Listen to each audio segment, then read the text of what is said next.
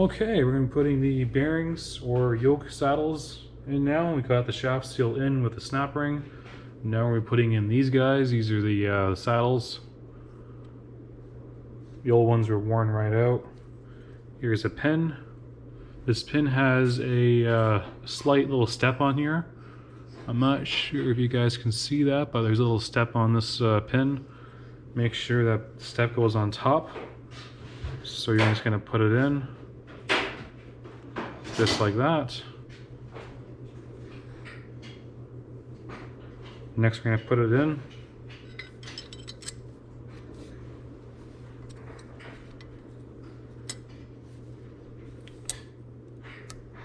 Next we're going to get our punch. I'm not sure my punch is long enough, which is not. I'm going to get a longer one.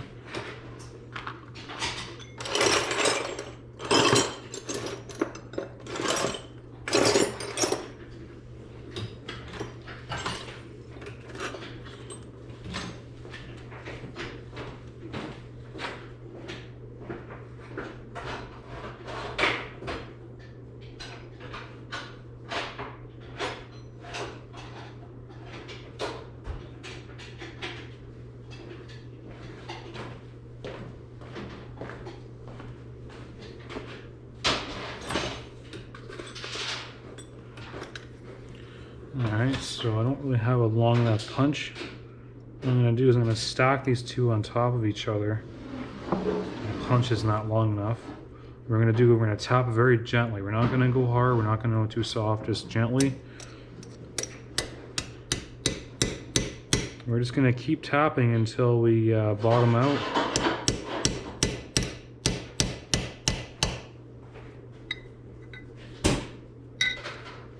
I think that's pretty much almost done. I'm going to try to get something a little longer here. Again, I only have a long punch, so.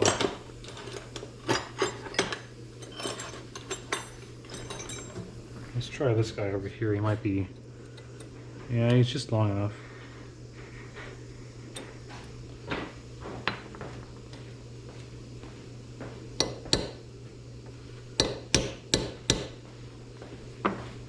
Again, just nice gentle taps, nothing crazy. Yeah, I don't really have a right punch for this. It's not really long enough, but it's not too short or it's stubby. I think this will do. It's like a medium length, I don't know. It's not too long, but not too short.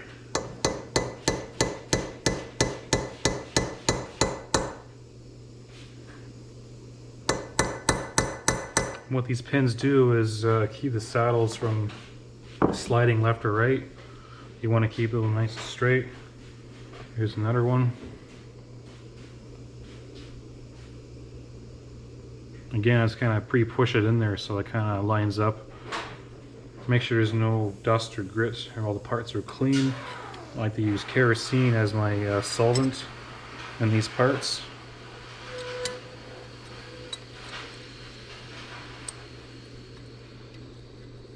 I have to push it in there, sort of. I'm going to swing this around just so you can see the other side. I'm going to use our long one. I should be using brass, but I don't have a brass punch that's that long. It wasn't working out. Okay, that's tapped in. Alright, so everything is tapped in now. We're going to be putting in our this little guy next, but before that we're going to be putting in our compensator spring, which is this guy over here.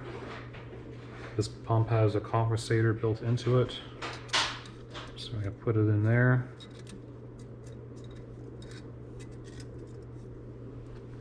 We're going to get some grease and apply it to these surfaces. Make sure that these little micro orifices or holes are clean.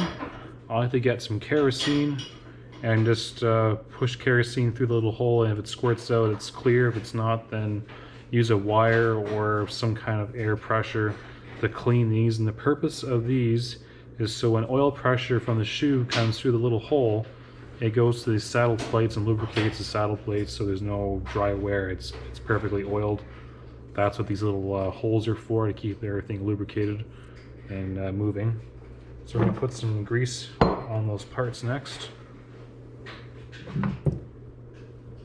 But before I do that, I'm going to put the bearing assembly in first, because let's do that first. So we're going to put the bearing assembly in. I put the bearing kit. I got that from Danfoss. It's a slide fit. I would recommend not using a hammer for this procedure because you can damage the bearing. And I had to put a little bit of grease on the bearing. That's just so there's no dry bearings, it's just slightly greased. There will be case oil on these bearings later on, but for the first, I don't know, 20 or 30 seconds it'll be dry. It'll be a dry start. We got our shaft. We're going to put some grease on the seal area. I polished that on the lathe. I chucked it in the lathe and polished it with some sandpaper, and it cleaned up quite nicely. If it's damaged, I recommend chrome plating it or replacing it. Do check if they're bent or the teeth are worn, because quite often these splines will excessively wear out right here.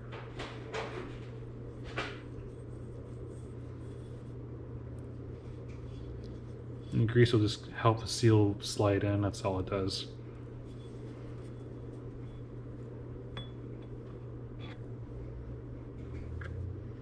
Shouldn't be too much force, but just enough force. Okay, next is the saddle plate.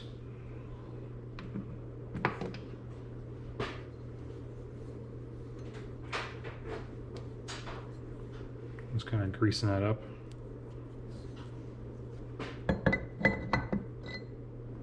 What I should have done is stick the shaft in later. Forgot how this goes again.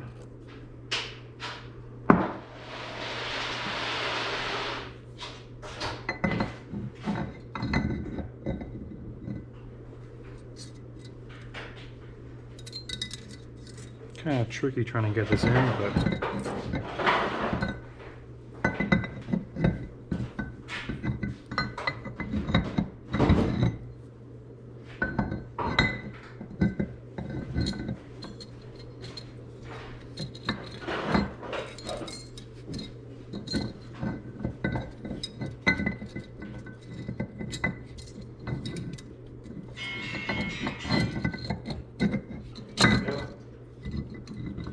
Alright, there we go. Make sure that spring is seated properly. Oh, straight. Gonna get a flashlight next and make sure that spring is in there properly, because you don't want it not properly in there, which it is.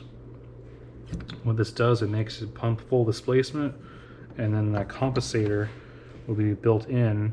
You'll see it will go black flat again. So that's how that works. So the spring will always make this pump full compensate or full pump, and then once it hits a certain pressure, this will level off into neutral and make it idle. And now we're gonna put the shaft in. Screw